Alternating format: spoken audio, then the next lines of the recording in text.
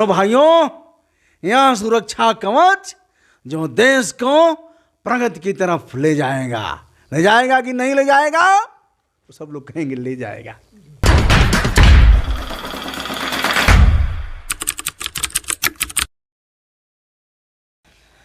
तो नमस्कार दोस्तों, मैं हूं सत्यानंद स्वामी और आप देख रहे हैं सत्या एक्सप्रेस, एक कदम प्रतिभाओं की खोज। आज हमारे साथ मौजूद हैं आज हमारे गुरु, जिनकी वजह से मैं आज आप लोगों के सामने प्रत्यक्ष रूप से पहुंच पाता हूं।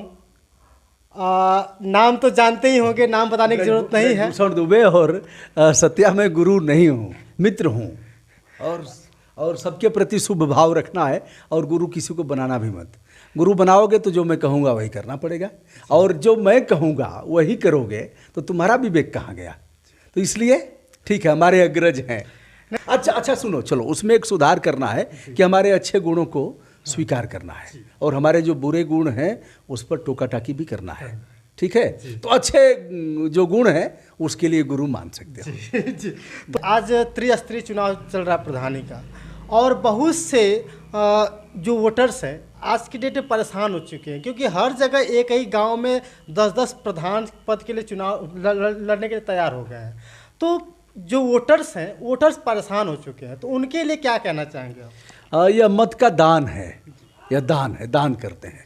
दान के एवज में हम कुछ लेते नहीं हैं। अगर हम कुछ दे रहे हैं तो उसके एवज में कुछ नहीं। रक्तदान है, देह दान है, अन्न दान है, द्रव्य दान है, इसी तरह से मत दान भी है। तो दान करना चाहिए, और दान उसी को करना है जो पात्र है।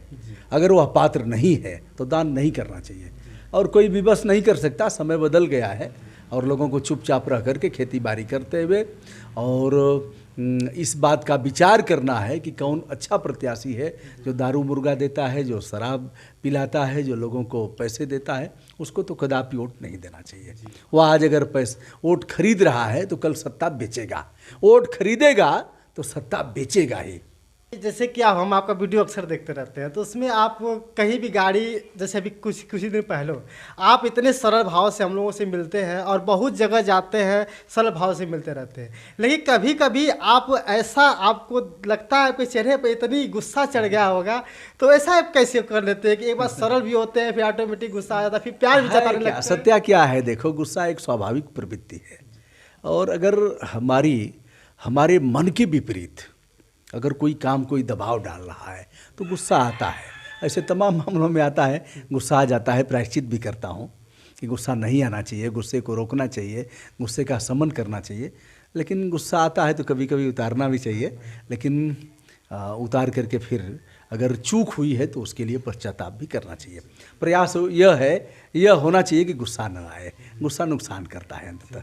किस गुस्से की बात कर रहे हो? कब गुस्सा देखा? जैसे कि अगर कभी मैं तो दोस्तों मैं बता दूं, अगर आपके अंकल जी का वीडियो देख रहे होंगे तो ये किसी व्यक्ति जो गरीब है, जो आम जो जनता है, उन पर कभी गुस्सा नहीं करते हैं। मैं अक्सर देखा हूं जो गवर्नमेंट के नौकर कह लीजिए, उस प्रकार से अब क्या किया जाए? उनकी आरती तो उतारा नहीं जा सकता। दर्जनों जेल गए हैं, दर्जनों लोगों को जेल भिजवाया गया। अब थोड़ा कम कर दिया हूँ, दौड़ा के जेल भेजे हम लोग। और हमारा कोई काम तो था नहीं। अगर पाप का घड़ा भर गया और परेशान किया तमाम गरीबों को, तो दौड़ा करके भेजा गया उनको जेल। तो यह भी विधि सम्मत है। कभी यह नहीं है कि उनके साथ गाली गलौज किया गया, उनके साथ दुर्व्यवहार किया गया। अगर मित्रों ने किया भी तो हमने उसके लिए क्षमा मांगा कि आप नहीं कर सकते, तुम नहीं कर सकते उनको, उनके साथ अच्छा व्यवहार करेंगे। उन्होंने गलती किया है, कानून का उल्लंघन किया है, उत्कोच लिया है, मतलब घूस लिया है, तो जेल जाएंगे। अंकल जी, एक चीज़, आप पहले जब आपने YouTube नहीं शुरुआत किया था, शायद मैं नहीं कह सकता कि उसमें आप काम कर रहे थे कि नहीं कर रहे थे, क्योंकि मैं जब से आपसे धीरे धीरे YouTube देखना स्टार्ट हुआ है, एक संगठन चलाते थे आप, समग्र विकास इंडिया। वो क्या? समग्र विकास इंडिया एक स्वैच्छिक संगठन है जो पंजीकृत नहीं है। वकील साहब लोगों ने पूछा कितना एड लिए हैं भारत सरकार से, और चूँकि जब हड़ताल करते थे लोग, तब तक हम लोग चाँपते थे वकील साहब हड़ताल कैसे?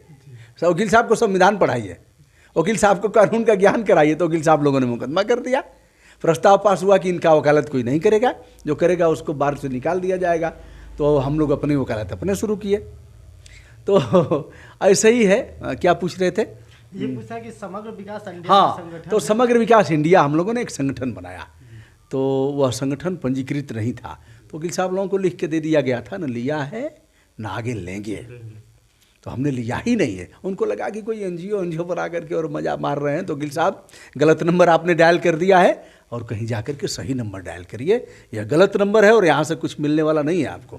तो ठंडा गए लोग। अंकल जी कुछ देखने वाले ही हमें को बोल रहे थे कि दुबे जी जो है समग्र विकास इंडिया का संगठन चलाते थे, वो चल रहा है या बंद हो गया, यही जानना था। नहीं, संगठन चल रहा है। अब ये है कि अब है क्या, उन दिनों जैसे अब पत्र लिखना नहीं या जवाब आया तो आरटीआई मांगना, अब तो सोशल मीडिया का ज़माना है और पोर्टल है और सबका, तो उस पर हम लोग कर लेते हैं। तो अब संगठन तो चल रहा है, संगठन अभी भी है, लेकिन इस माध्यम से हम लोग बेहतर कर ले रहे हैं। जो अभी हमारे माइंड में आ गया, एक मैंने आपका वीडियो देखा था, उसमें आपने कहा हुआ था कि मेरे बैग में है कंडोम और मैं कंडोम भी बांटूंगा। ये ऐसा आपने क्यों कहा था? अभी भी है जी, अभी भी है बाबू, और मैं खुल करके कह रहा हूँ कि परिवार नियोजन यह है कंडोम, एक काफ़ी मात्रा में लिया हूँ। चलो, समझदार हो, इसकी ज़रूरत है, यह सुरक्षा कवच है और इसको अपनाने की आवश्यकता है, क्योंकि इसको न अपनाने और हेजिटेशन, हिचकिचाहट की वजह से लगातार जनसंख्या बढ़ रही है।